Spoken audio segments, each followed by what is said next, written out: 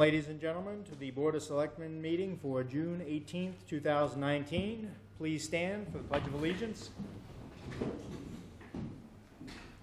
I pledge allegiance to the flag of the United States of America and to the republic for which it stands, one nation, under God, indivisible, with liberty and justice for all.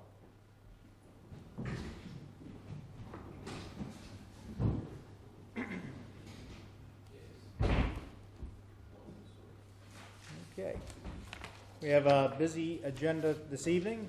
The board entered into executive session under Mass General Law, Chapter 39, Section 23B, Exemption Number 6, to consider the purchase, exchange, taking, lease, or value of real property if such discussion may have detrimental effect on the negotiating position of the governmental body. It's regard to 6 Main Street. We have item 4.0, review meeting agenda, approval of the meeting minutes for the past couple of meetings. We have a public hearing at 7:05 to discuss the current or future water and sewer rates. We also have discussion items for a review of signage for Kiwanis Beach. We're going to discuss annual board and committee appointments. We'll have a motion to approve year-end budget transfers and also discuss one of us as a delegate to CMMPO subrogation information committee. Also, item 7.0 is recognition. We'll have the town manager's report after that, and then we'll discuss new business and some look-ahead topics. Okay, so at this point, talk about Article 4.0, which is the meeting minutes. Okay. Any discussion? No, look good. Okay. Do you want to make a motion? Yes. Good. Take a motion. I'll make a motion that we approve the meeting minutes for April 23rd, May 24th, or May 21st, and June 4th. And I'll abstain from April 23rd and second on May 21st and June 4th. Okay. And I am a yay on all 3 of those. Okay. Perfect. So, folks, we have, looks like it is 7:05 exactly. So I will invite up Mr. Dennis Westgate, open our public hearing to discuss the water and sewer rates. Might do it one more time, just like between. Hit that pretty hard, Mr. Chairman. Thank you. I believe the board has a copy of a memo from myself regarding our proposed fiscal year 20 water and wastewater rates. I want to back up for a second for the folks at home and for the board's consideration, a reminder of how our water and wastewater rates work. All of our bills are broken up into 3 segments, so each water bill and each wastewater bill consists of a consumer service charge, a customer service charge, a water rate charge for water that's actually used, and that's what we're here to discuss tonight. And then the third part of it, and most confusing to most folks, is the surcharge part of it. And to help people understand, the water user charge is designed to offset the expenses of the operation of the water and wastewater facilities, personnel, wages, and expenses. And the surcharge is designed to offset the incurred costs associated with 50% of the debt, as our current system affords 50% of the debt to go on the tax levy, 50% of the debt to be paid by the surcharge, 100% of the capital, and then it's a formula that takes into consideration any previous abatements and is adjusted quarterly, so it's a moving target. So one of the difficulties that I'm sure my predecessors have had, and I have when I come before this group to talk about the future water and sewer charges, is how to anticipate that rate, that surcharge, that is a moving target and changes 4 times annually. So our system that we have in place today actually uses a static surcharge, which is, it takes into consideration the previous 4 quarters. And that kind of boosts it up a little higher than I believe it's going to be. So I'm going to go into, without reading the entire document through the chair, if it pleases the board, I'm just going to get to the nitty-gritty. In the water division, we're proposing a 1.83% increase. No increase in the customer service charge. That 1.83% shows that the 0 to 3,000 gallons goes from 362 to 369. The 3,001 to 7,500 from 489 to 498. The 7,501 to 20,000 from 645 to 657. And then the more than 20,000 gallons goes from 914, our proposal is to 931. If you flip to the next page and you look at average customer cost with rate and estimated surcharge, it puts it into perspective a little better.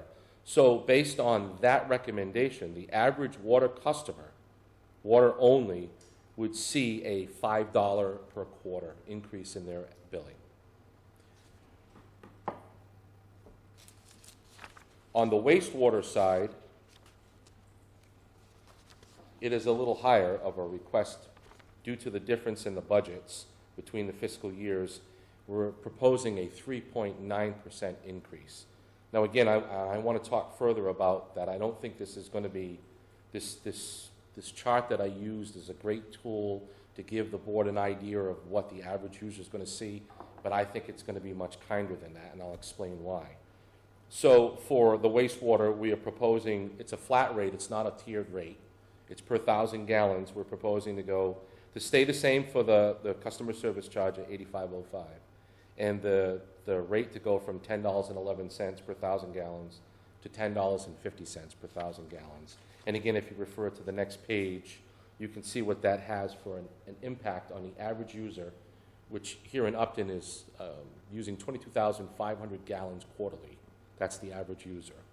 So if you look at sewer-only costs, they would take their quarterly costs from $391.85 and go to $407.13. That is the most extreme increase that we're proposing. But for sewer-only customers, there are only about 6 in the whole town out of the 800 users. The rest of them are water and sewer combined. So the last part of that talks about really what you're looking at. The $627.72 to the $647.32 is the water and sewer combined with the static surcharge. You're looking at a $20 per quarter increase. And I don't think it's going to be that much because we use the static values that the computer is generating based on the last 4 quarters. And I can tell you that we are shedding our wastewater debt this year. And I had proposed $100,000 in capital improvements, and I had proposed 100% of that be taken out of retained earnings. So I don't see the surcharge as being anywhere near the static that this particular model is demonstrating. So I actually think that $20 a quarter is high. I don't think it'll hit that. Which in turn will bring down that, we'd say in sewer only, 3.89%. That'll bring that to a lower number. Correct. Absolutely. Right. And down below that, I'm sorry for the board's perusal, all of the rest of the fees associated with it we're not proposing any increases for. And that is my recommendation. Okay. And I'd be happy to answer any questions. Anybody have any questions? If I may, you mentioned that there are 6 sewer-only That don't have water. that don't have water. How many, do you know how many are just water? 1,450. 14, okay, so. No, I'm sorry, Brad. That's everybody. Yeah, 1,450 is everybody. No, 800 is sewer. yeah, So water only is probably around almost the same number. 600, okay. A little higher than that. Okay. We have 1,450 customers. 800 of them are sewer. Same with 650. And there's no change in that customer service charge for water and sewer, Right. that's staying the same? Correct. So I think that the residents, the ratepayers are going to see not a bill that they typically have been seeing some serious increases over the last couple of years. I can tell you that some of the past surcharges have been in the 7s. And I anticipate these are going to be so small, so much smaller that it's going to be a breath of fresh air when their bill comes out. You had mentioned earlier regarding the way this is structured and part of the infrastructure is paid for out of the general tax levy and some is paid out of user fees or retained earnings. When do you see that? I know there has been some talk in the past. When do you see that going solely onto the users only? So I know that the town manager and myself and the town accountant have already had, and I think the finance chairman have had some preliminary discussions about getting the sewer part of it off of the 50% tax levy, and we're down to $8,000 worth of debt, I believe. So I know that conversation is going to continue, and I can't speak on behalf of them, but I would imagine that's relatively soon.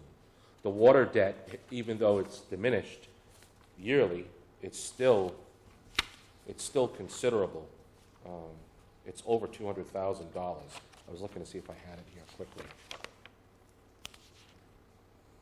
Did you say the water debt? Yeah, the water debt looks like it drops off in FY '29. 29? Yeah, that's what my numbers look like. We have about 10 more years on the water debt. We dropped about 121,000 on the sewer debt this past year. Okay. So obviously that 8,000 will be extinguished this year Yeah, should be. in 20. Yes, you have a question? With the new construction going on, how many users do we see coming on board? Well, we anticipate 139 units from Pulte at the top of Hartford Ave South. We anticipate approximately 40 or 44 for the 40B on 140. And then we have Governor's Landing, which is still in front of the preliminary point. They're still in front of the planning board, deciding how they're going to break up their proposed subdivision, but they anticipate that that's well into the 150 to 170 unit range. So that's considerable. There's good and bad with that. The good is that the larger our user base is, the more we get to spread out the costs associated with doing business to the users and lower the rate. The bad is the unknowns that need to be known, and that is the impact of putting that extra strain and burden on our system, our current regs, and whether or not we can sustain that in the future, and anticipating extra growth that we're not even looking at today that will come in the next year or 2 or 5. And that's one of the things that you're going to have in front of you at your next meeting. This is a good segue. I know you haven't voted yet, but if you'll indulge me. Yes. I'm sorry I didn't have it ready for you tonight to vote, but you know, one of the last town meetings I had put together a proposal for a comprehensive review of our complete infrastructure and equipment, personnel, policies, rate structure, looking at the new NIPDs coming down, the new technologies, all our new requirements that are going to be anticipated, and the growth of the town. We had put together a proposal for a little over $100,000 in water, a little over $100,000 in sewer, for $220,000 to contract with Ty and Bond to do the study for us. And in your next meeting, you have a request in front of you to authorize the town manager to enter into that agreement. That particular study is vital and answers so many of these questions as we go forward and we consider adding 139 units here and potentially 170 units up 140, another 44 on 40B. What does that do to our withdrawal rate? What does that do to our infrastructure? What kind of a burden does that put on our NIPDs? And where is that going to lie as far as our responsibilities financially? And all these questions have to be answered in addition to our normal housekeeping capital improvements that we need to do, a rolling 5-year, 10, 15, 25 lookout on. These pipes need to be replaced. These pumps need to be replaced. The clarifier needs to have work. These are all things that we need to put into one package, to one area where we can look at it effectively, and it almost gives us the crystal ball that we need to be able to say, we need to be anticipating some of these larger expenses 3 or 5 years down the road. Let's start making accommodations for it now so we don't have those spikes in our rates to our ratepayers. Let's be proactive and think ahead and not be reactive and have to be the bearer of bad news when a rate has to go up 15 or 20%. And I see communities doing those kind of numbers, and those numbers are scary. Will the developers be doing their own infrastructure in their developments? Typically, we require the developer to put their whole proposal together, design the entire subdivision. They present it to the planning board. The planning board reviews it. They have an engineering firm that reviews it. DPW reviews it, and our engineers review it. We make sure that the type of valves that they're using, their hydrants that they're using, matched our stuff, the equipment that we stock and keep in stock. And then we make sure that at the end that we have permanent rights to get to those infrastructures and pumps and equipments and maintain them in perpetuity. Have we ever looked at the betterment? I don't know if the town has in past years. Currently, we don't have a betterment policy. Many towns, many communities utilize betterments, absolutely. Well, that's what pays the debt service costs. And it might be something that comes out of the tie and bond report when we talk about our current rate structure and the whole, what we're voting on tonight versus that surcharge. I mean, one of the things I want to take a hard look at is, I don't like the surcharge because it's not transparent enough for me. It's not something that I can nail down. It's something that I couldn't tell you what the surcharge is going to be for July because those numbers have not been generated yet. And I don't like that. I think there might be a better way, maybe there isn't, but I'd like to examine it. There's a better way to do that. What's the capacity of the sewer treatment plant right now? 420,000 gallons a day. We have a lot more capacity on the sewer side than we do on the water side, is that correct? We're close, the sewer is closer right now because of our I&I. So our inflow and our infiltration, which we have identified, and now we're putting a plan together on how we're going to correct that. And you're going to see that come out in future capital requests as we go after those smoking guns and try to correct all that inflow and infiltration. But I can tell you that looking at the preliminary charts that were put together by CDM Smith for our I&I, they're eye-openers on rainy events. It looks to me like that plant's average should be, if we were watertight, that average of that plant should be 120 to 150,000 gallons a day. But yet we break 420 during rainy events. That tells you how bad our I&I is. We've had plenty of rain, too.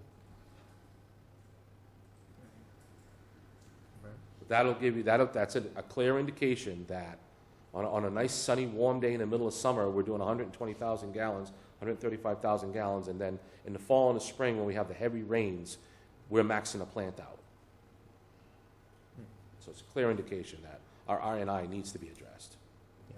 And that will be uncovered in the study, the 220,000. We've already done an I&I, and the report is being finalized by CDM now for our perusal. We'll be incorporating that through tie and bond in our capital as we go forward and how we're going to identify, how we're going to correct, prioritize, and go after that I&I. So we'll have something for the fall, presumably. Absolutely. Okay. Just in terms of the surcharges, why is there a 3.89 increase on sewer and a 1.83 on water? How does it get determined that the sewer goes up more than the water versus having it sort of peanut butter spread across all three?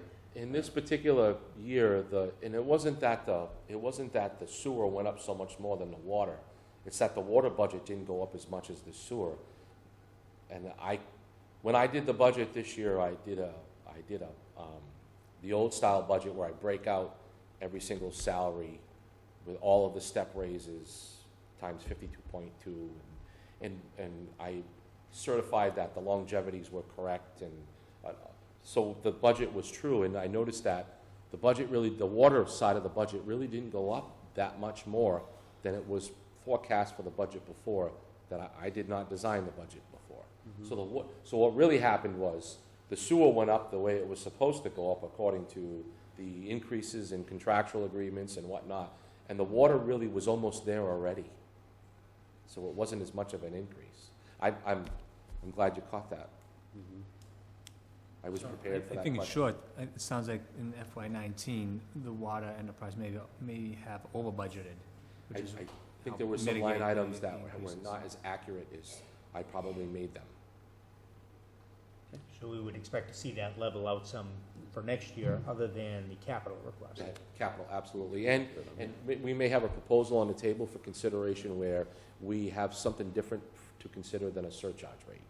And we do a tiered block rate for sewer perhaps too, or we get rid of the surcharge completely. Okay. I'm good. Any other questions? None. I will take a motion. I make a motion that we approve the water and sewer rates as outlined here with Mr. Westgate and in this memo. Second. Make that unanimous action. That would conclude the water and sewer hearing. Thank you. Thank you, sir. Love that gavel, don't? You're dismissed. Thanks, Dennis. Know it. All right. Okay, so moving on to discussion item 6.1, a review signage for Kiwanis Beach Road. So I believe we have Andrew St. George here who is our rec director. You have a presentation for us regarding the sign or a proposal for a sign. Yes. As you said, Andrew St. George, Recreation Director. What we are looking to do and have been looking to do for the last several years is to get a sign at the end of Kiwanis Beach Road, letting people know that the Kiwanis Beach and the town athletic fields are, in fact, down that road. It is actually a fairly frequent question I get asked from members of the public where our facilities are. But up until recently, that road was not the town's road. We did not own the road, so we did not necessarily have the rights to be able to put a sign there. So that's basically what we're looking at, a fairly simple, I think what I had provided to Sandy for you guys, I think had a 4x3 sign in meeting down at the, down actually there with Dennis and some of the other members of DPW. I think we're reducing that to a 3-foot by 2-foot sign, just looking at where it can go. Where I initially envisioned it wouldn't work, the way I envisioned it. So we were looking at, basically based on sight lines and all that, where the best place would be, and that resulted in it being a little bit smaller, but still a visible sign, letting people know where the beach is. Okay. And it looks like from the picture that I have that's on the website, it looks like it'll be behind that stone wall. It's going to go across on the other side of the road. The issue with where I had originally envisioned was that with the pole there and the line, the support line there, the easement that National Grid has kind of limits where we would want to put the sign, to give them the access that they're supposed to have. So it's still very similar where it's kind of at the stone wall, just on the other side of the road now. Inside, okay. So, and that was, again, a result of the conversation with Dennis and a couple other DPW employees. Okay. All right. Are there any questions? No, I thought it was a little bit quaint that we didn't have a sign, but it'll be great to have a sign.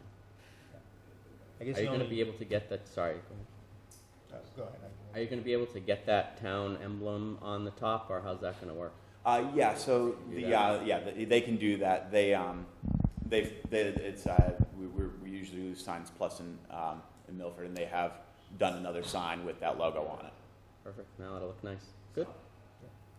And then just out of curiosity, is that a wooden sign or a metal sign? What is that going to be made of? It's the I believe it's like a composite, vinyl type of thing. Yeah. All right. And I guess my last question would be, just coming out of your operating budget, do you have a funding source for it? Yes. Yeah. This would be coming out of our budget. Okay. All right. Any other questions? Okay. I will entertain a motion. I move to approve the signage for Kiwanis Beach. Second. Make that unanimous action. Thank you. Thank you. Thank you, sir.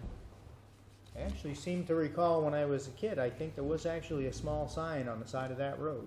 When you went down that road, I seem to remember there being a sign. There's a sign all the way once you get onto the property, but you have to get to the end of the road, and by the time you get to our sign, the beach is right there. You gotta figure it out by then. Hopefully. Thank you. All right, great. thanks. All right. On to discussion item 6.2. We need to discuss the annual board and committee appointments. I think before we get into, we have a couple of contested seats.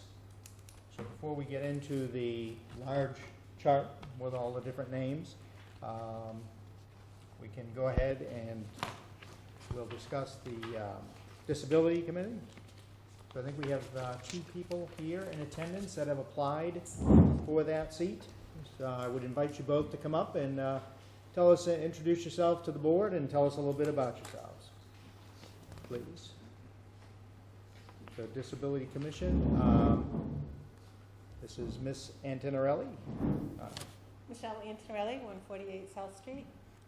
I've applied for the Disability Commission because it is both my life and my passion.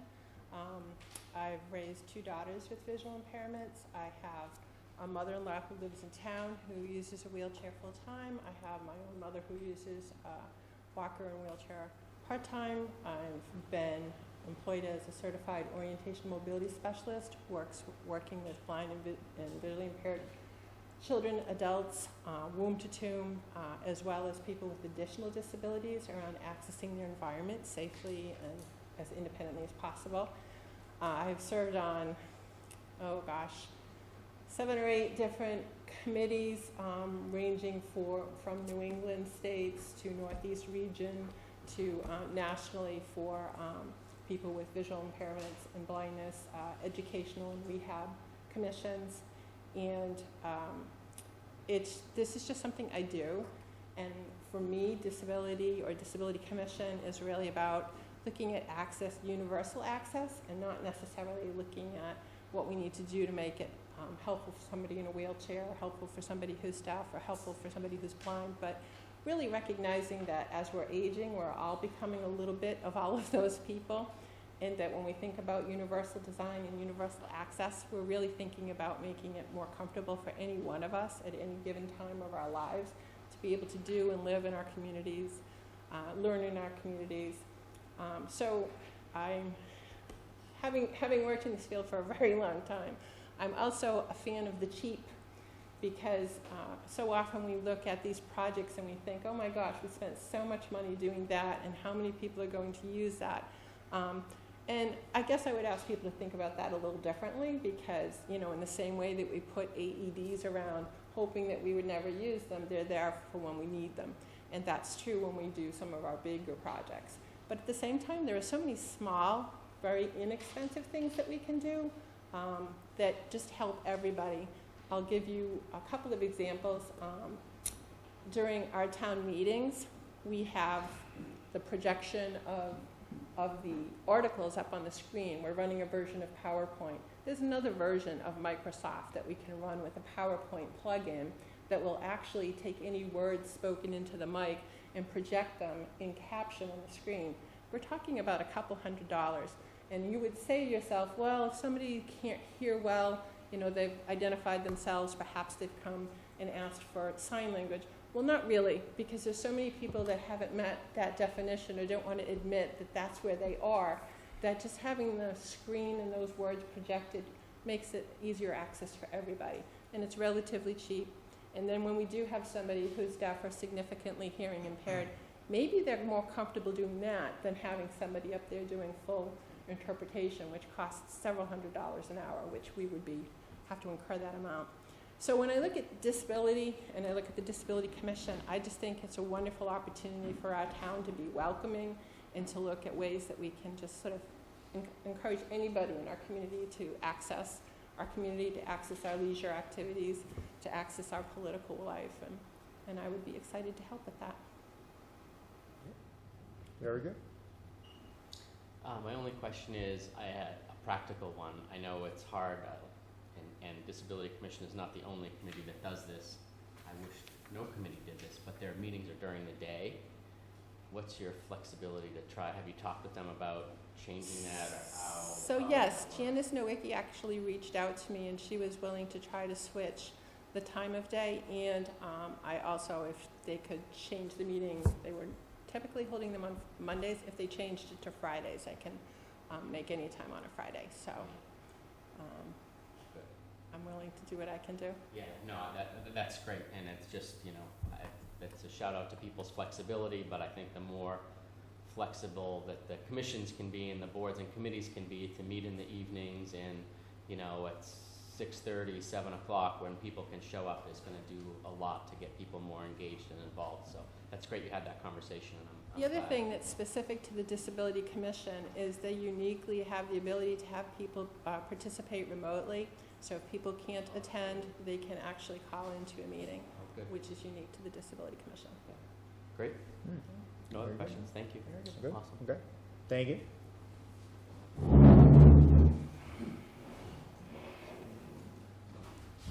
Hi. Hi, Mr. Scribner? Yes. My name is Dave Scribner. Let me just give you some general background first. I am by profession for 40 years a commercial banker. I've worked nationally, and I've worked mostly locally, actually, with local banks on a financial commercial basis, specifically in commercial construction, so that my understanding of how to build buildings, how to accommodate different peoples with different disabilities has been somewhat supported by that endeavor. And I think that overall I have a pretty good understanding of what it is to construct buildings and to require what is necessary to accommodate people with disabilities. I've been a resident of Upton for 40 years. My wife and I moved to town. We felt a responsibility to add back to the community, to provide something that I think is essential for the running of a small town. The participation of the residents is critical. And as a result, I've been involved with a number of committees in the past. The Upton Youth Club, I was there for 7 years. The Upton Arts Lottery Council, when it first began about 35 years ago. And more recently, the Personnel Board. And we just feel that it's extremely important to get involved. This opening was, or the possibility of the opening was made known to me, and so as a result, I thought that I was in a position where I might be able to provide something. Now, I have to admit, I am not handicapped myself. I do not have a physical disability. So I can't tell you that I know what it's like to look at a building and not be able to get into it because it's not structured in a manner that can accommodate my disability. Or that I can't go to a park and get around because it's just too difficult to maneuver. I don't have that understanding. Only a person with a handicap or disability will know that. But I think based on my intelligence, and I think I'm halfway intelligent, and my sense of being able to sympathize and feel for people in that position, I think I can develop the empathy that's necessary to come up with solid decisions that can help and really help the committee to prosper and accomplish its ultimate end. Okay. Any questions? Mr. Scribner, I know you've been to a few of the recent meetings. What are your impressions overall of the meetings and how they go and what they're trying to do? It's very difficult to sit in on just 2 meetings and understand, because most of my understanding at that time is based on, well, what are you talking about? What's the background? Yeah. I know some people on the committee. I've worked with them before. They've provided me with the background, the knowledge of what they're trying to accomplish. I like what they're doing. I think they're well-run committee meetings. I know Janice from when I was on the Personnel Board. I dealt with her. And having seen her function as chairman of this committee, I think that she's got some nice ideas, and I think that she's in a pretty good position to make them happen. I think that's a good cross-section of people that are on the committee, and we have input from people who are physically handicapped, and of course she's well versed on the subject herself, and I think that I have a pretty good understanding, and I'm very pleased with what I've seen thus far. Thank you. Very good. Any other questions? Okay. Thank you. Thank you. Thanks. It'd be a good time, actually, to thank the former member, Karen Intinarelli. Her untimely passing is what made the seat vacant. She put forth many good years towards the committee, but anyways, any discussion? Or I will entertain, would anybody like to nominate one of the candidates? I would nominate Dave Scribner. Are there any other nominations? I would nominate Michelle, and I don't know how we want to talk about it. We can talk about it. I think, and I hope that Mr. Scribner has the capacity and interest to serve in many capacities in the town, having done that and having been on other committees. I would hope that he would do that. I think that Michelle has a specific, deep knowledge, appreciation for, and expertise in this space. Certainly she could do anything else. She's serving on the library trustee, so she's doing other things as well. But I feel like she has an expertise in this area. So that's why I was thinking of Michelle. And we were struggling with this because there's so many opportunities in town to serve that it's very difficult to get people involved. And in a lot of these committees, there's very little turnover. And so, like, to try to get new people involved and get people into these seats is always a challenge, so we hate to turn anybody away. It's always a difficult thing when you have two great people willing to volunteer, so. Right. That's something that we've always said is we want to get more people to come forward and Right. serve on committees. So I guess serving as the tiebreaker, I would echo those thoughts. I think that, although both candidates are certainly qualified, I feel like Michelle really has that in her background. I know we've talked before about committee work, other committees you serve on with regard to disabilities. So I would endorse Michelle for this committee. So why don't we take a formal motion? I make a motion that we appoint Michelle Antonelli to the Oakland Disability Commission seat for is it a 3-year term? Can't, hold on.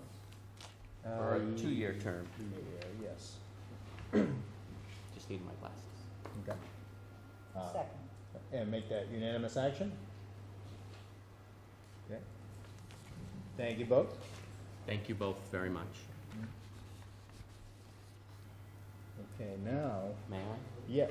We're going to be sending out, so that everybody knows, and this is a public service announcement as well, after we make all these appointments, the town will send out an email with all of the boards and commissions and committees that have openings, and there will be several. So please take a look at that and look for other opportunities. I know you've been on several committees and boards over the past many years, so we definitely would love to have your help. Yeah, Thank yeah, you. sure. Capital Budget Committee, 2 vacancies coming right up your alley too. Right, especially with the capital projects that are, large scale, large dollar capital projects Yeah, that are on the agenda. that's Your expertise would be welcome, that's for sure. that's what I was thinking of, but do what you want. We're not letting you get away. Yeah, exactly. Good a fish on the line. All right. What was the other one Moving on, we have the master list. We also had, I don't know if here? The my historical commission colleagues was the other would one? like to, would you like to discuss that Yeah. in advance of the master list? Yeah. Okay, so we're going to focus on the historical commission. We have 3 seats that are scheduled for reappointment, but we also have a couple of names that have come forward that would like to serve, so, any discussion on that? I believe, I don't have the names, I think. Yeah, Craig Craig Winehouse and Maureen Byrne are both here. So we can bring them up one at a time. Oh, yes, excellent. Yes, I would invite you one at a time, please come up and introduce yourself to the board.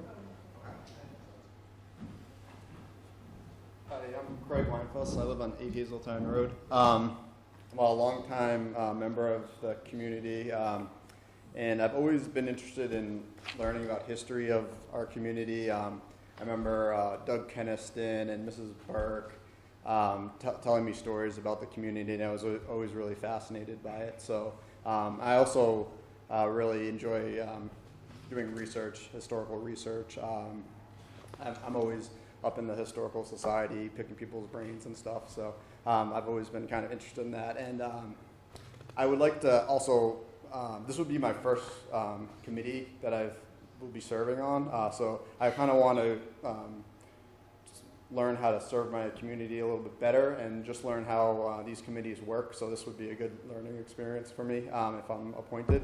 And I've been sitting in on the Historical Commission for about the past 6 months just to kind of get a sense of how things work. And I found it very fascinating, all the different projects that they're working on and the different things that they do. So I would just like to kind of learn about how the committees work and help them with any projects that they're working on. So, Very good. Any questions? do you have any questions? No, I'm good. Questions? Thank you. Thanks. Very good, thank you. And My name's Maureen Byrne, 158 Westboro Road. I've been a resident of Upton for approximately 8 years, and I've served on the Historic Commission before. I had to resign due to my parents needing a lot of care. One parent has just passed away, so that leaves me with a little bit more time. But there's a number of things I would like to continue working on that I've worked on in the past. One of which is to formulate a care plan for our two oldest cemeteries, which is First Cemetery on Grove Street and Bradish Cemetery. A more formalized plan. There were many trees coming down before, pine trees that were crushing the headstones, and I'd like to continue working on that as well.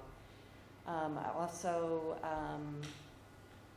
interested in seeing what we can do with the church, how that's going to go. And there's a number of loose ends I'd like to tie up and bring back in. We had slides donated to the town that kind of ended up, they're glass negatives, that ended up in limbo somewhere. I'd like to kind of get back on that and track them down and make sure they come back to the town in the proper fashion. So, and I'm still learning. I mean, I was on for a few years and I still learn. So it's a learning opportunity for me as well. So if there's any openings, please consider me and Craig. So, all right, thank you. Thank you. Yeah, thank you. I should say, any questions? No questions? Nope. Yeah. I was also making note here, I believe both of you also applied for the RFP committee as well, so once again, hopefully we can find space for you somewhere. Anyways, discussion. We have 3 that are on the list to be appointed that have expressed their interest. Right. Now, is it, you can appoint an alternate on the Historical Commission? according to Mass General Law, you can, I wouldn't mind going that route. Yeah. So you're proposing to renew Reappoint. these appointments Right, and establish an alternate. and establish an alternate. What are your thoughts? Yeah. Would be very much open to that. Okay. So if that were the case, we reappoint these 3 names. Which one of the 2 candidates would you, well, I guess I will ask for a nomination. Does anybody have a nomination? I would nominate Maureen Byrne. No? Any other nominations? I would second that. Second that? Okay. All right, so then it would be, all right, so I guess I will accept a formal motion to appoint Maureen Byrne as an associate member. Alternate member? I'm sorry, alternate member. I move that we appoint Maureen Byrne an alternate member to the Historical Commission. Second? Make that unanimous action. Okay. Once again, thank you both. You want to appoint the other three while we're on that? Yeah, would you finish that? I would move to appoint Howard Glassman, Donna Kempton, and Russell Wood to the Historic Commission. Second? Sorry. No, for 3-year term. Sure. Second? And make that unanimous action? Okay. So on to the master list. What do we usually do, is just read through all the names, or With, yeah, as you in can, the same year? yeah, you can start with 1-year appointments, so you would just say, Yeah. I'll take So make one a motion 1-year. for all the 1-year appointments, another motion for all the 2nd-year appointments, another motion for all the 3-year. Exactly.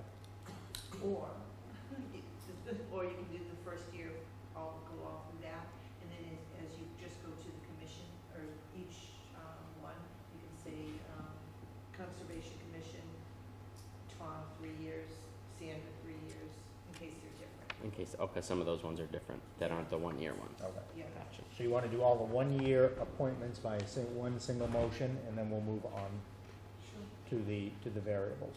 Yeah. The only, so we should just talk, the only thing I see is like the Central Mass Regional Planning Delegate. Neither, we haven't heard from either of these people, Right. so I would think we would leave those vacant until we find out whether or not, like, I wouldn't appoint somebody that hasn't expressed interest, because if they're not interested and we appoint them, we're sort of, that doesn't serve any purpose, I right? agree. So, Right. so I think we'll hold, anyone in purple we'll hold on, I would think, until we hear from them, until the next meeting. Yes. Okay. Yeah. All right. Yeah, there's only 6 or 7 of them, so, okay. So I will make a motion that we, you want me to read through all the names, or just do everyone listed here? You could just do the, because they're all 1 year. Yep. You could just say, 1 year for KP Law, one, Okay. disability, feasibility, you can just read The categories. yes. Okay. So I'd like to make a motion that we approve the following 1-year appointments. 1 for KP Law, 1 for the Disability Affairs Grievance Coordinator, 5 for the DPW Feasibility Committee, 6 for the Economic Development Committee, 5 for the Electronic Voting Committee, 2 for the Green Community Committee, 6 for the Municipal Center Feasibility Committee, 5 for the Land Stewardship Committee, 4 for the Open Space Committee, 2 for the Records Access Officer, 4 for the Technology Committee, and 1 for the Tree Warden vacancy. I'll second. And make that unanimous action? Okay, on to the 2, 3, and 5-year appointments. So we'll just go through these one group at a time. So for the Affordable Housing Trust, I make a motion that we appoint Amanda Graham, Richard Whitehouse, and Richard Desjardins for 2-year. Richard Desjardins for 2-year. And are you for 1 year? Is that the? And Steve Metellian for a 1-year appointment. I didn't want to. Well, thank you. I'm like, you gonna do that? Okay, sounds good. Your name's not here. All I'll right. second. Make sure you know what you're getting into. I'll make that unanimous action. And for the Cable Television Committee, Dominique Coombe for a 3 year. 3-year appointment. I'll second. Make that unanimous action. And 2 1-year appointments for the Capital Budget Committee, Rick McGuire and Tom Davidson. Second. Unanimous action. Pardon? An employee? Yes. Yes.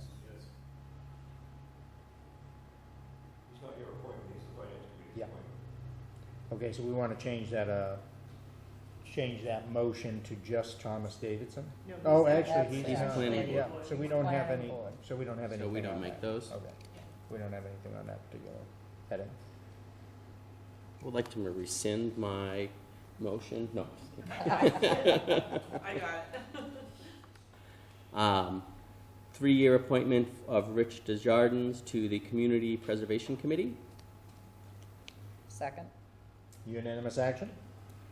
And for the Conservation Commission, a motion to appoint Tom Django, Sandra LaJoy, Marcella Stasha, and Mary Overholt for 3-year terms. Second? And make that unanimous action? Council on Aging for a 3-year term, Josephine McLaughlin, Second?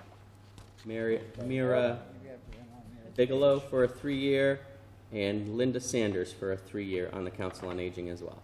Second? Make that unanimous action? And on the Cultural Council for 2-year terms, Deb Amarelli and Sandy Lassou. Lakeview. Lakeview, thank you, and Megan Ronzio for 2-year terms. Second? Unanimous action? And for 3-year terms, Lynn Haggerty, that's my accent, Lynn Haggerty, Joan Fitz, Jennifer Conrad, and Shelley Ryan for 3-year terms. Second? Make that unanimous action? For the, we did the Disability Commission already. I You did think we do the missed, reappointment. We had. Oh, we didn't do the reappointment, so Mr. Carnegie. for the Disability Commission, a 3-year term for Bob Carnegie. Second? Make that unanimous action? Make a motion that we appoint Chief DeFranzo as the Forest Fire Warden for a 3-year term. Second? Make that unanimous action? And appoint to the OPEB Trust Commissioners Kenny Costa for a 3-year appointment and Steve Metellian for a 1-year appointment. Second? Make that unanimous action? Getting nervous, you're making my agenda quite full. I see that, I know. You got a lot of work to do here, buddy. Piling it on. I'd like to make a motion to appoint Maria Glynn and Michelle Rivers to the Personnel Board. Michelle for a 3-year term, Maria for a 2-year term. And John Westerling for a 3-year term. Second? Make that unanimous action? Make a motion to appoint Cynthia Robertson to a 3-year term to the Registrar of Voters. Second? And make that unanimous action? Make a motion to appoint Patrick Roach and Steve Johnson for 3-year terms to the Trench Permitting Authority. Second? Unanimous action? Make a motion to appoint Bill Andrews and Robert Humes for a 3-year terms to the Zoning Board of Appeals. Second? And make that unanimous action? And Robert thinks this is stuff she's not okay. Mm-hmm. Yes. Okay. Very good.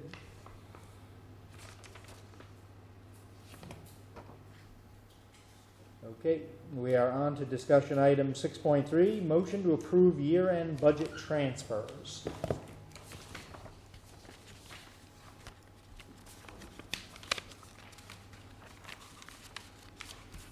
So we have these in front of us. There's a couple of them that are large sums of money. One kind of jumped out at me, which was the transfer number 5, $19,000.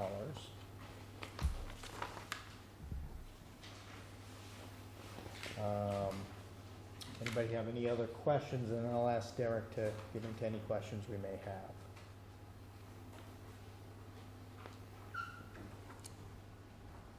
I would say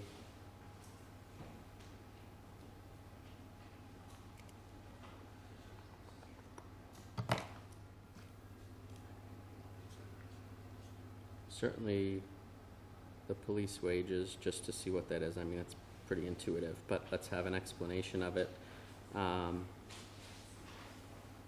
Same with the waste removal.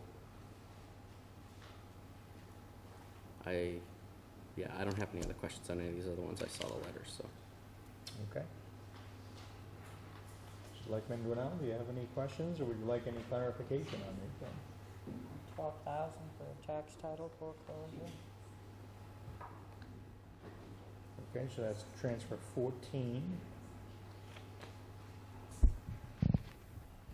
All right. Derek, could you bring us up to speed? Please explain those transfers. Sure, so let me start by saying, before I get into the details on those specific transfers, what you'll notice here, and it was a common discussion point as we built the FY20 budget, is that you heard from many department heads that they believed that they were going to not have enough funds to cover their utility costs. And so you'll see here that those projections ended up being true, where many of our departments, fire, police, and even our street lighting utility costs have far exceeded the appropriated amount. And we would believe that the major reason for that is because those line items have been flat in our budget for the last 3 to 4 fiscal years. So, as energy costs have increased, we haven't increased our budget. And so we did this past year in FY20. So we're hoping to mitigate that number for next year. But we still know with some of the very modest increases with with our utility line items in FY20, we still may fall short even as we approach FY21. So I just say that in the general sense because that's probably one of the major line items that was moved a lot through the year-end budget transfers. Specifically to your questions regarding the police department, as Chief Bradley pointed out in his memo, he's had a number of issues that he had to address with his staff. So he had a dispatcher who resigned her position in March. That position still has not been filled.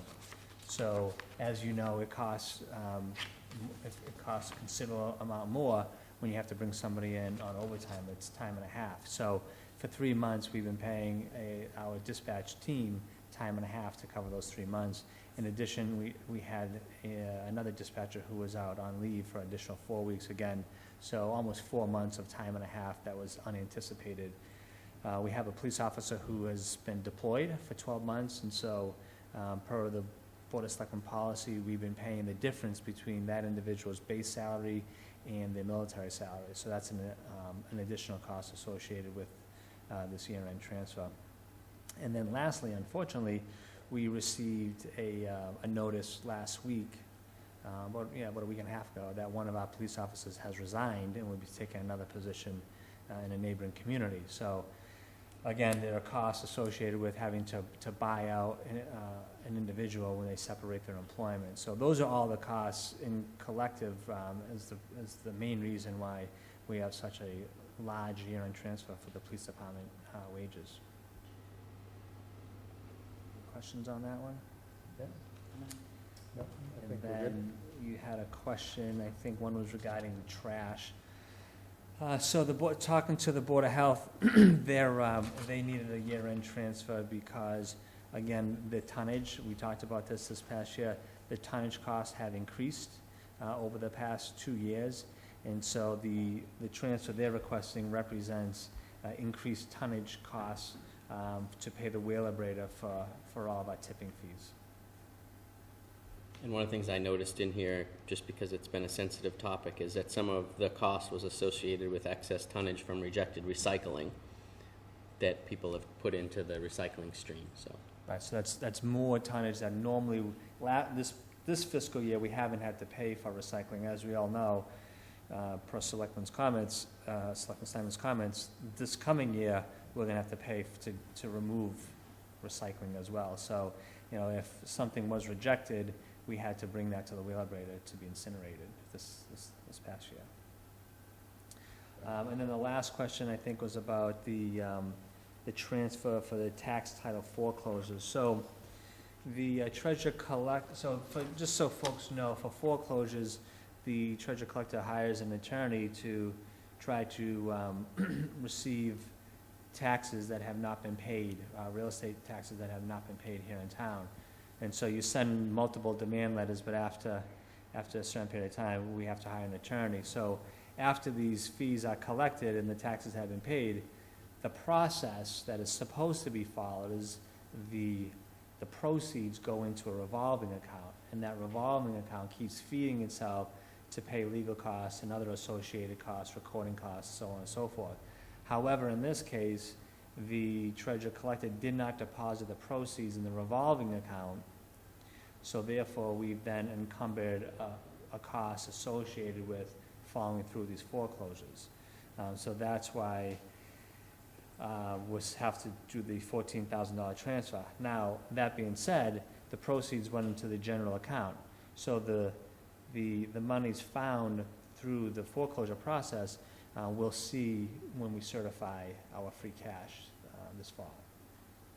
Okay.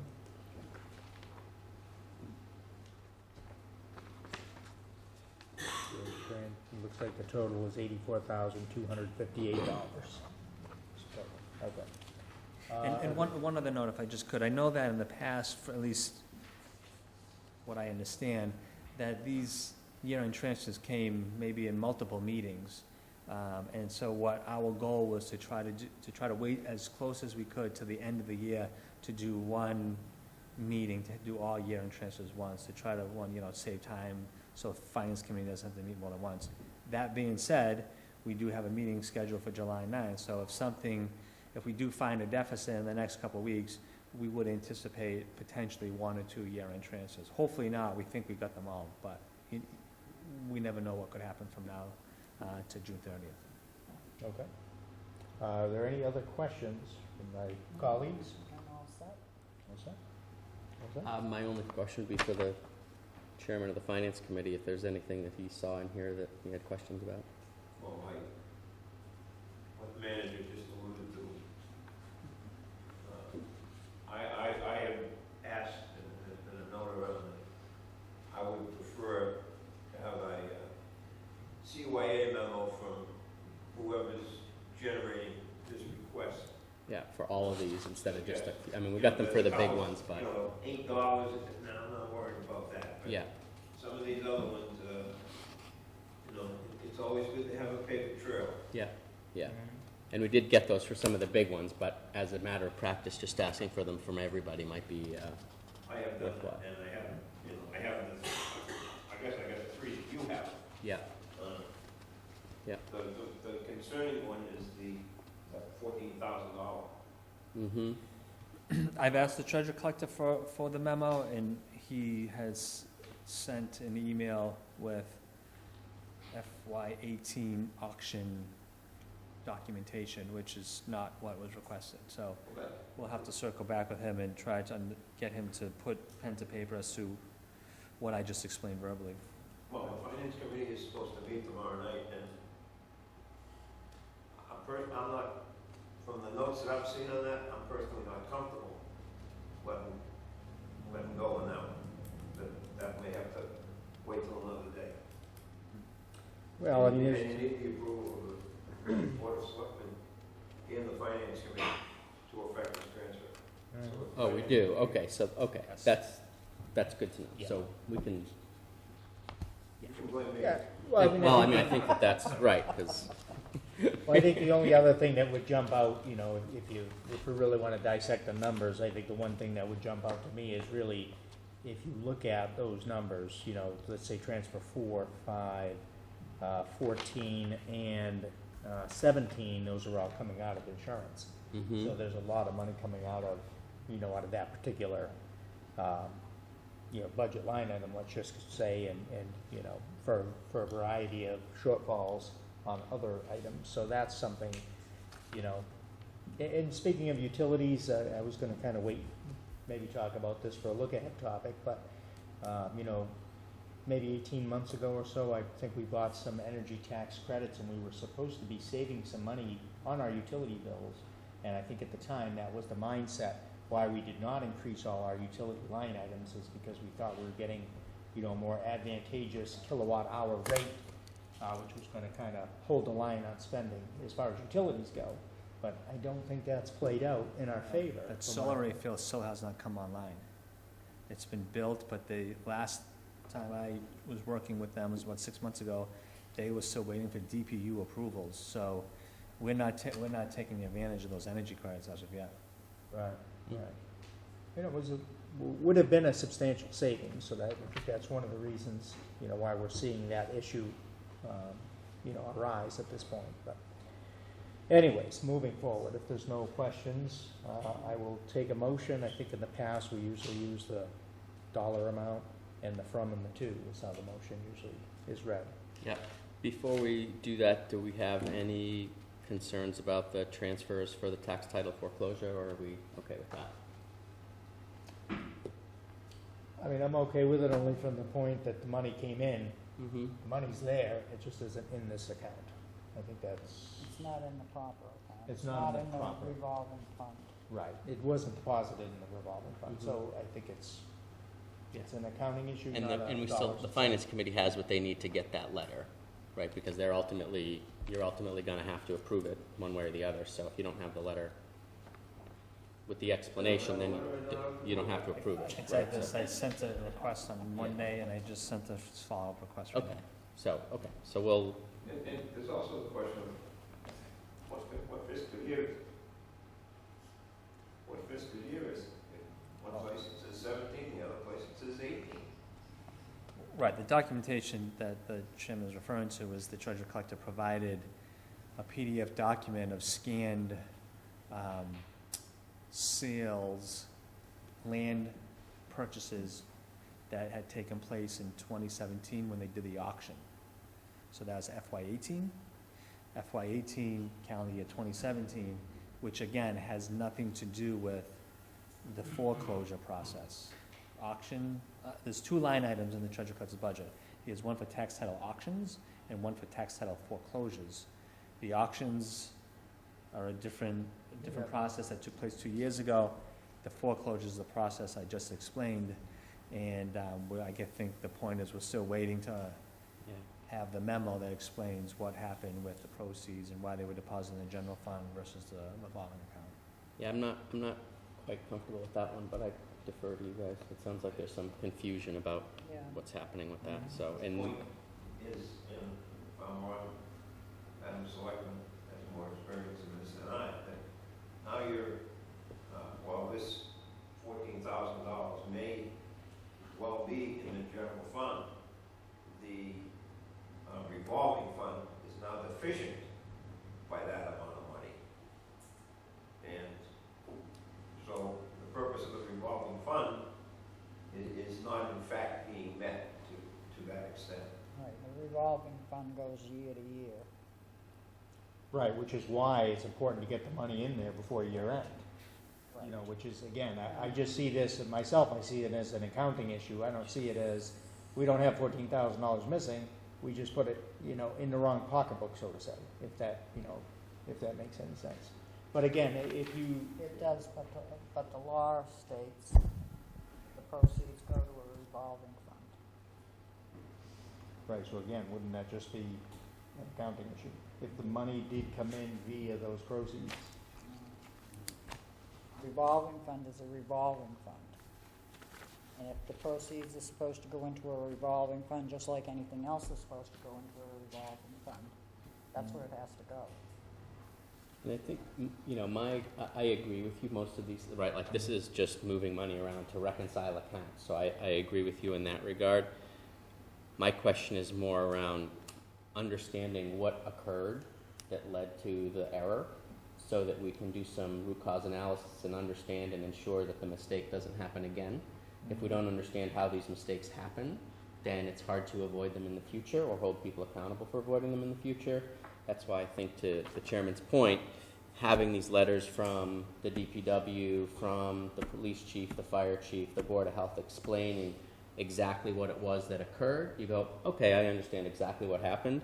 And in this case, yes, I understand moving the money around is an accounting exercise. It's the underlying reason that it's not clear to me, and I think we should understand that to avoid any issues going forward. Okay. Would you It's a prefer? question of the integrity of the process. That's correct. Right here. I mean, these accounts are, you can see where they're coming from here to here.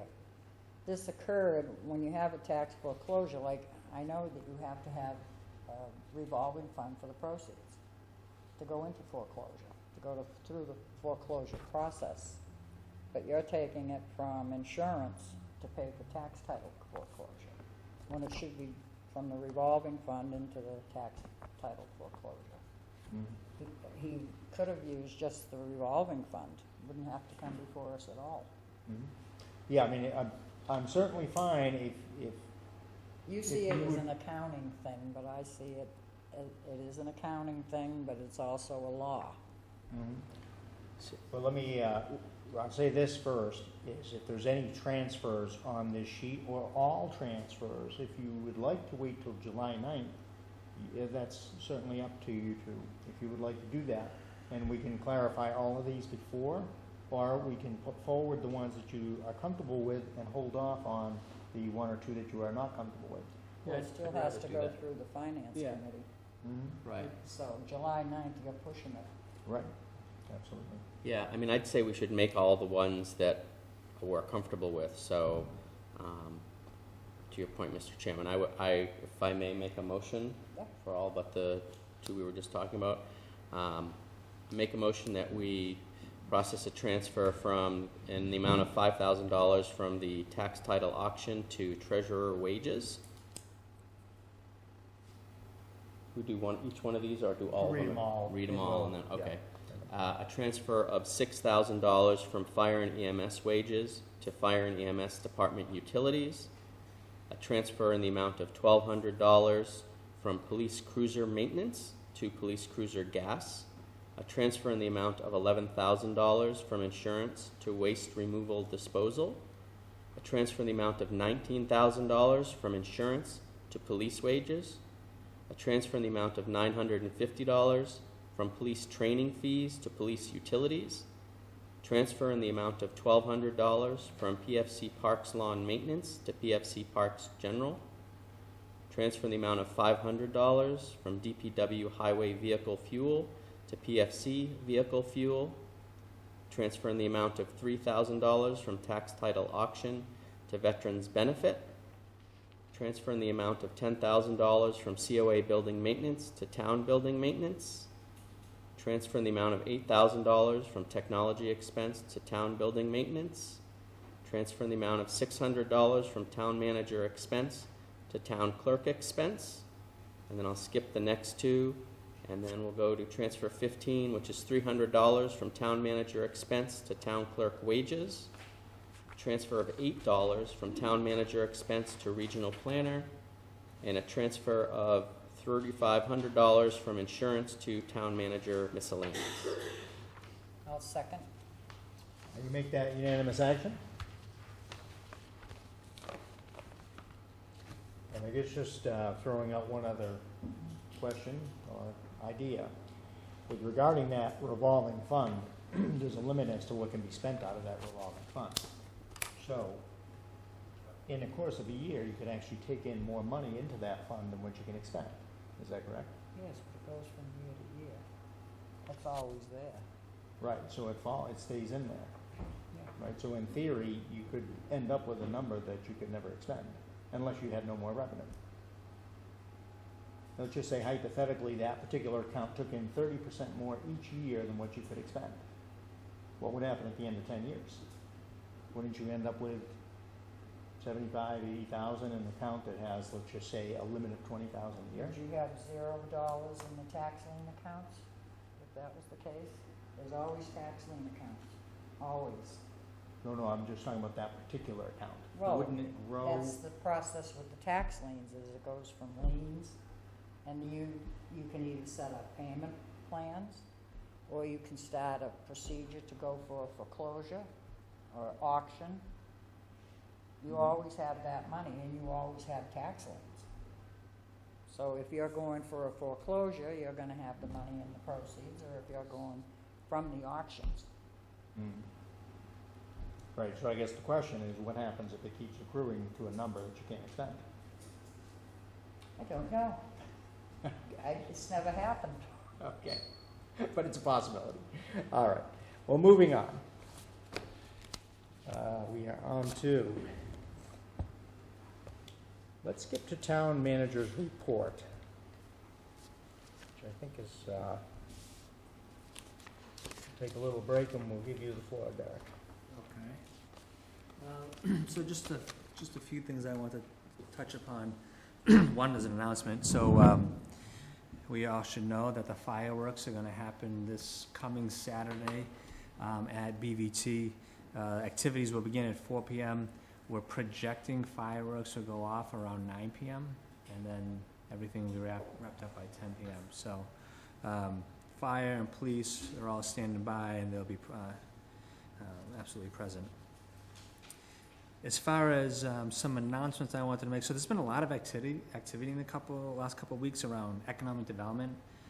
So we've had a lot of conversations about economic development here locally, but there's a lot taking place both regionally and statewide. So just want to share a few of these events that have happened that I've been able to participate in.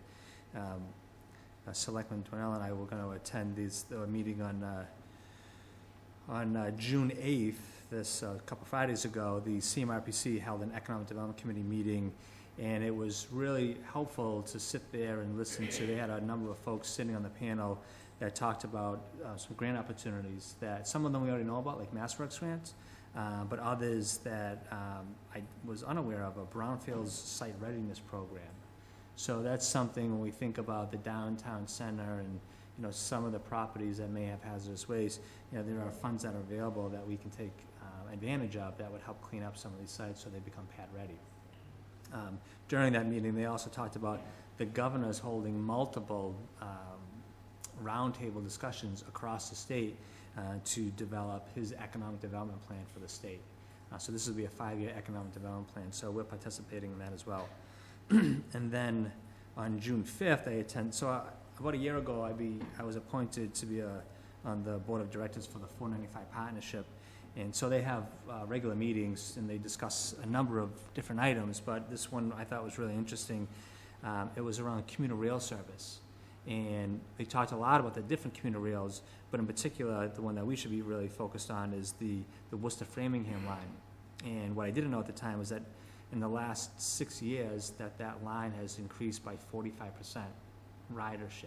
So it's definitely the most used line, they said, in the state.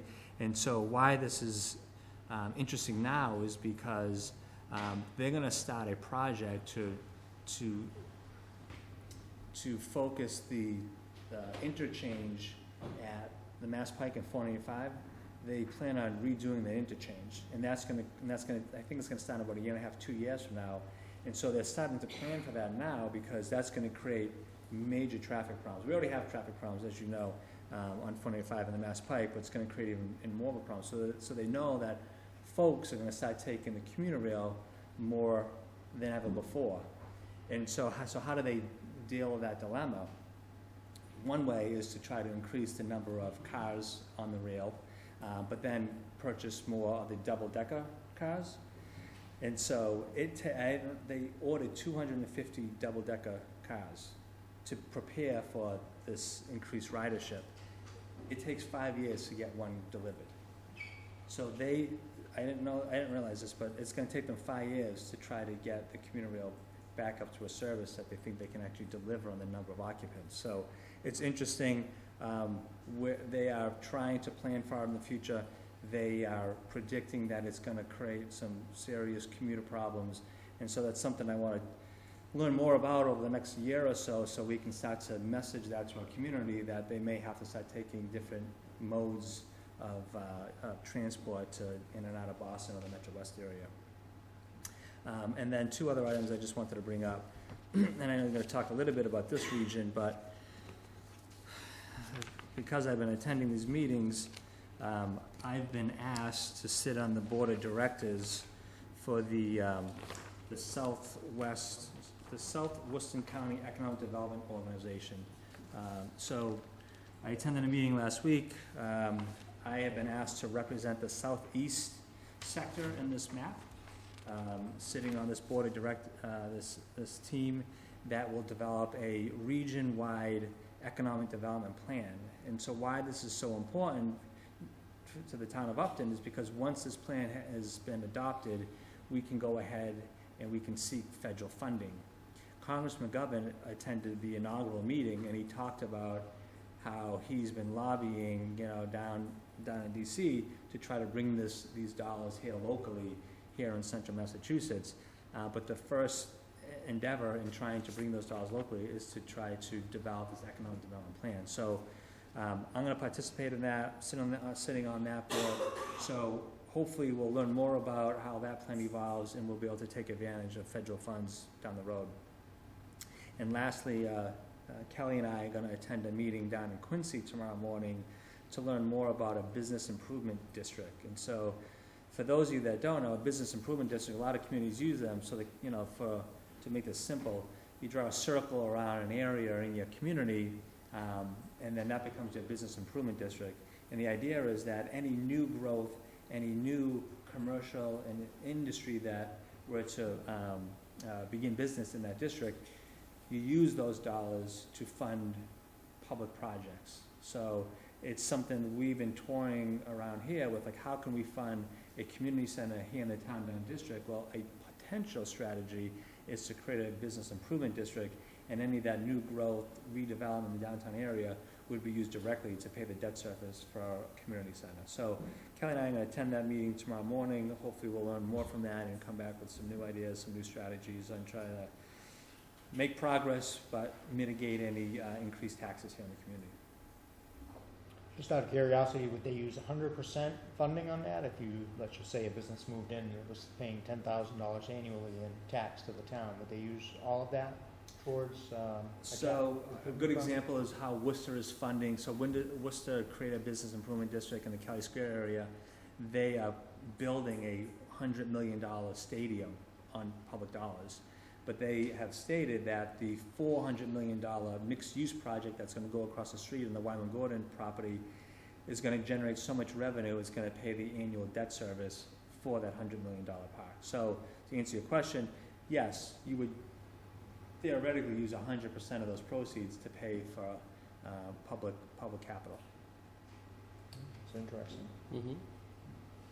Okay. Any questions for the manager? No, it's awesome. Good work. Good stuff. All right. Above and beyond, as always. All right, we're going to move on to, move back to discussion item 6.4. CMMPO, Southeast Subregion, is having a meeting that is scheduled. A few years back, I attended it. They held it, I think, at the Mendon Library a few years back. They have, they are overturning their leadership. So they're asking for one of us board members to participate. So would anybody be interested? I would. Interested very much. All right. I would very much support that. I would. Thank you. And so would I. I have a little background on the Metropolitan Planning Organization, so Okay. I'll just be in a different area, that's all. Okay. Awesome. This particular type, did they go by this map? No, I was in the Middlesex County, it was Okay. 101 cities and towns. I see. Okay. All right. Do we need a motion for that? Yes. Okay. I will entertain a motion. He's gonna smile the whole time. Yeah, exactly. All they say, don't volunteer for anything, right?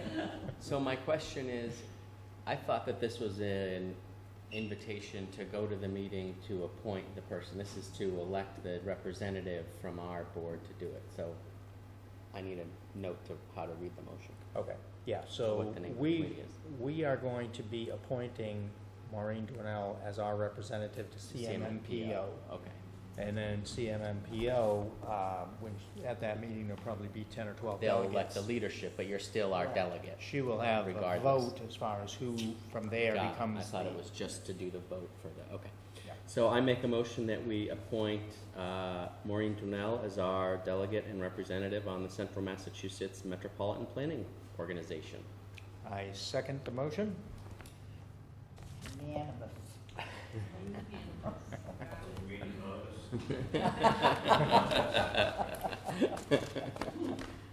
Thank you. Very good, thank you. All right. Do we have anything under recognition? Does anybody have anything they'd like to speak about? Nothing? Nobody? Okay. New business. Does anybody have anything under new business? Seeing nothing. Look ahead topics, those are carryover from the last several meetings. Again, discuss closure of Warren Street, discuss financial reserve policy, and recreation master plan presentation, which I'm not sure, are they on schedule for July? Sure, Andrew's left. Andrew stated that they wanted to present on July 9th. Okay. So if they decide to defer, I'll certainly let you know, but it wouldn't be till August 20th. Okay. That would be the case. All Is right. there on that Warren Street closure, was a meeting set up for June 25th regarding that? So we are still scheduled to meet with state officials at 8:30 on June 25th. And there'll be representatives from Mass DOT, Housing and Economic Development, and Mass Development as well will be here in attendance. So the idea is to talk about some of our transportation infrastructure needs, and then talk about items like business improvement districts, mass road screens, things that, opportunities that the state can help assist us with. And that meeting's here, right? That will be it, right. We'll begin at Town Hall, then, assuming the weather is in our favor, we'll go outside and do a tour of the town center. And then also, as a look-ahead topic, after July 1st, we'll be looking for 2 members for the capital budget committee. So folks that may be listening at home, I'm not sure if we have video tonight, but those who are listening at home, we will be looking for members. And on the homepage of the website, we're already starting to receive applications for the RFP committee. So that's something we'll look forward to for next meeting. Keep them coming. That's right. All right, so that's it for look ahead. So public comment. Do we have any public comment tonight? We were that thorough that we covered everything, dotted every I, crossed every T. Nobody has anything. It's a testament to your chairmanship, Mr. Chairman. Well, thank you. Thank you, folks, for attending. I will entertain a motion to adjourn. I move that we adjourn. Second. Make that unanimous action.